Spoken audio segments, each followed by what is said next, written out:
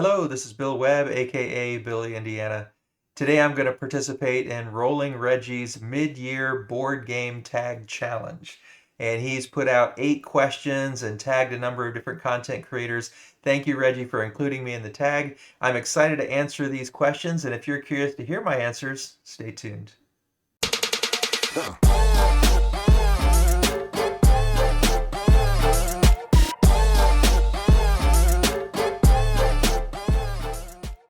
All right, so the majority of the 8 questions have to do with the games that we've played in this first part of the year 2024. So on boardgamegeek, I've pulled up all the games that I've played from 1st of January to the 8th of June, and I'm not going to talk about all of them, just going to kind of skim through. So Mysticana, Foundation Deck, Fantasy Form, a couple Button Shy games, Stupor Mundi, only played on BGA, but it was recently on GameFound. Hoppy Salmon, Cartographers, First in Flight, Hamburg, Dune Imperium Uprising, New York Zoo, Istanbul, the big box version, Garden Geckos, EOS Island of Angels, Brian Boru, High King of Ireland, Cascadia, Concordia, both the Salsa and Solitaria forms, Q-Birds, Ethnos, Harmonies, River Valley Glassworks, Romy Rami, Stone Age, War Chest, Wildlife Safari, also called Botswana in the version that I have, Azul Queen's Garden, Art Society, Arcana Prophetia, a game about fate, Anno 1800, the board game, Amritsar, the Golden Temple, Agricola, Bag of Chips, Barren Park, Bark Avenue, Barrage, Blood Rage, Bruges, Charms, Catan the 3D edition, The Castles of Burgundy, Carpe Diem, Canine Chaos, the Celebrity edition, Kalimala, Concordia, Darwin's Journey, Dominion, Empire's End, Evolution, Forest Shuffle, Groundhog Day, the game, The Great Split, La Granja, Deluxe Master Set, Glass Road, The Gallerist, Fromage, Hadara, Hegemony, Lead Your Class to Victory, Hooky, Inheritors, King of Tokyo, King Domino Duel, Manhattan, Mandala, Lords of Waterdeep with the Scoundrels of Skullport expansion, The Lord of the Rings Adventure to Mount Doom, Life of the Amazonia, Leaf, Mlem Space Agency, Mosaic, A Story of Civilization, Next Station London, Notre Dame, the 10th Anniversary Edition, Obsession, Old West Impresario, Root, Planet Unknown, Pax Pamir, the 2nd edition, Paperback, Ostia, On Mars, Sagani, Schlockdown Buffet, interestingly, a Martin Wallace game there that doesn't look like it would be,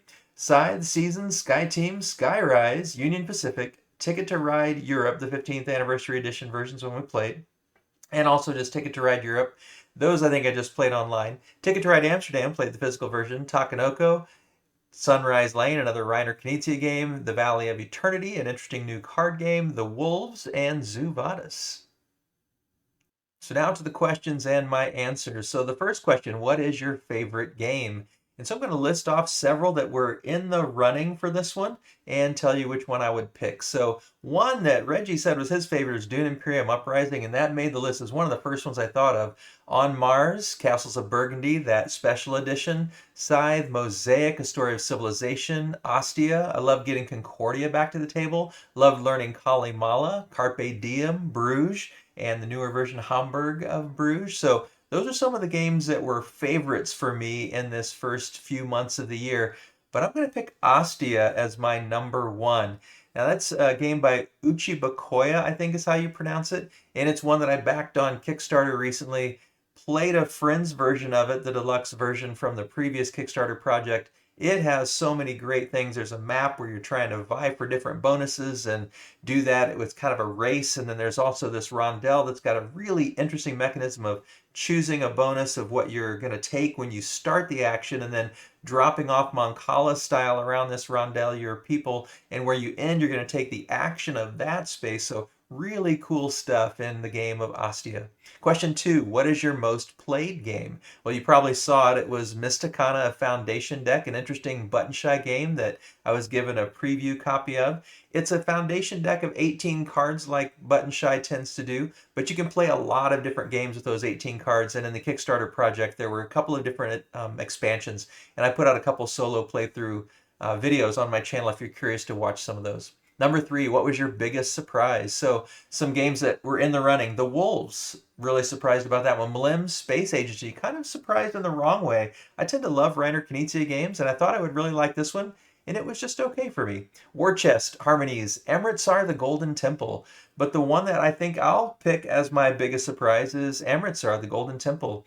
I didn't really know very much about it, and when I played it, I absolutely loved it. It's got an interesting Mancala slash Rondel mechanism combo as well, with really great production and just a terrific game. And then we've got a bonus question, best gateway games. So he mentioned Ticket to Ride, and that's one of the first games that came to mind, and you saw it was on the list of all those different games that I've played. I still continue to enjoy playing various versions of Ticket to Ride, but I also enjoyed River Valley Glassworks, which right now is only available in digital form, but it was on Game Founder, Kickstarter, I forget which crowdfunding platform, and I've been playing that on BGA and really loving it. And I think when that's readily available through retail and when those Kickstarter projects are provided, I think that's going to be a great gateway game as well. Romy Rami, Sunrise Lane, another Reiner Knizia game. I'm going to pick Sunrise Lane. It has some vibes that kind of remind me of Ticket to Ride, but with a little more complexity, but not so much that it's hard for kind of gateway gamers to understand. I played it with my mother-in-law and my sister-in-law and my niece, and right away they picked up on it without, and some of them have played a fair bit of games, but some of them haven't really played very many. And it was actually a gift from my mother-in-law, so I was really grateful for that. And terrific game. The fourth question, what games production slash art has impressed you the most? So Life of the Amazonia is one that came to mind. Catan, the 3D edition, we finally got that to the table and enjoyed playing that. Leaf, as I mentioned earlier, River Valley Glassworks, although I've only seen the digital, but the pictures of what I think is going to come in that crowdfunded project look pretty good. And then, as Reggie mentioned, the Castles of Burgundy Special Edition, really top notch. But I'm going to pick a different one. I'm going to pick Leaf. The production value is terrific, and even the way it combines in putting the tips of the leaves together as sort of your tile laying placement decisions, really clever and really beautiful. Number five, what game do you want to get off your shelf of shame the most? So, bunches, unfortunately. Isofarian Guard, Vindication, Western Legends, Indonesia, Living Planet, and also Puerto Rico 1897, as Reggie mentioned, that's one on my shelf of shame as well. Several of those big box games that I'm just kind of intimidated to try to pull it all out and figure it all out and read all the rules. But the one I'm going to pick is the one that I most hope to get off the shelf soon is Indonesia. We lived in Indonesia for 12 years, and it's just a game by Splotter that I've really wanted to try, and I picked up a used copy recently. We're getting ready to go on kind of a working vacation in Santa Barbara for the next 4 weeks, and so I'm hoping to take that one with us, and maybe in the evenings after we're done with work, my wife and I can learn that one together. Number six, which game from 10 plus years ago did you discover this year? And then he said it could be from 3 years ago, 5 years ago. And so I've got a kind of a mix here. I picked Bruges from 2013, the Botswana game that I mentioned, or Wildlife Safari, originally from 1994, La Granja, which is 2014, Kalimala 2017, Notre Dame 2007, and Union Pacific 1999. So kind of a spread all the way back into the 90s for some of those games.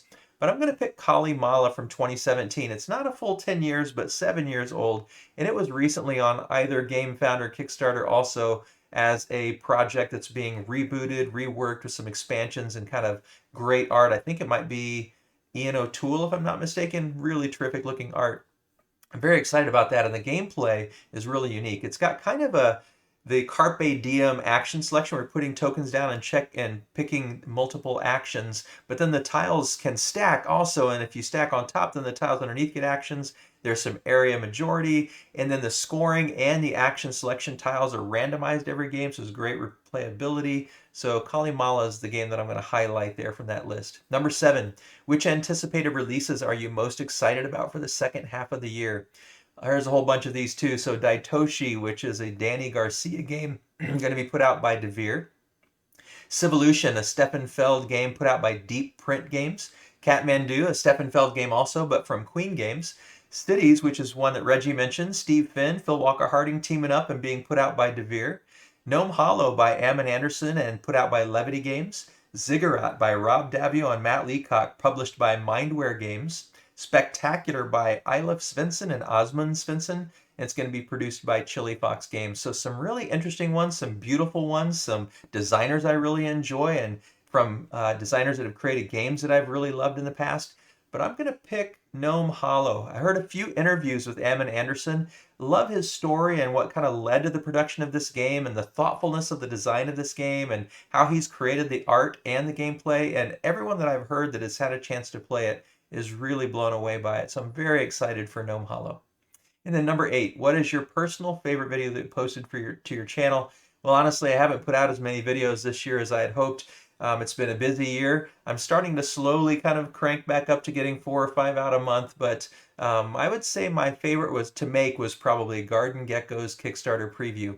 The Garden Gecko's game is just really cute. It's got really nice pieces of little lizard geckos that you're doing a tile placement game with. And I've got a video about that one, obviously, since it's my favorite video, but it was a preview video for that Kickstarter project, which was a lot of fun to learn the game and to make that video for that Kickstarter project. So I'll pick that one.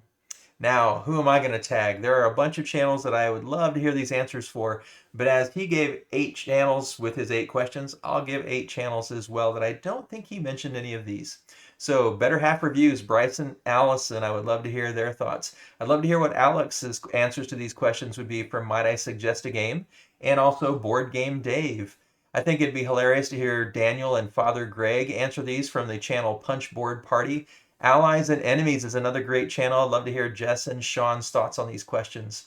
Box Meeple, sorry, Julian and Libby. They just got married, so I don't know how busy they are with the honeymoon and trying to get back into life afterwards, but if they have time, I'd love to hear their answers to this. Dwayne and Alicia, a couple that's terrific. I love their channel, Blackboard Gaming, and I'd love to hear their answers as well. And then Board Game Perspective. Justin and Jody just put out their top 50 games recently. I've enjoyed their videos. I'd love to hear what their answers are to these questions as well. So there you have it. Those are the answers that I have for these 8 questions and the channels that I'd love to hear respond to them as well. Thanks again, Reggie, for inviting me to this tag challenge. And if you enjoyed the video, I'd love it if you give it a thumbs up. If you want to answer these questions yourself in the comments down below or make your own video, I'd love to see that, love to hear that, love to read that if you decide to do that. And as always, thanks for watching. This is Billy, Indiana, signing off.